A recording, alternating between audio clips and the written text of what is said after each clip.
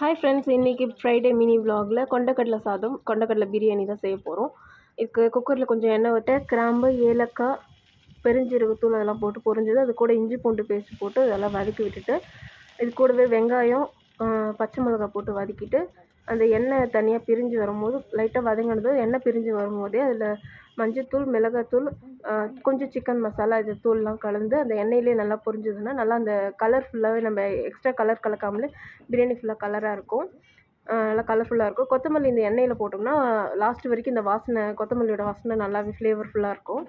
இது கூட தக்காளி, ஒரே ஒரு தக்காளி மட்டும் நான் மிக்ஸ் பண்ணிக்கிறேன். கொஞ்சம் கருவேப்பிலை போட்டு நல்லா வதக்கிட்டு, வதங்கினதுக்கப்புறமா சன்னா மசாலாவை போட்டுக்கிறோம்.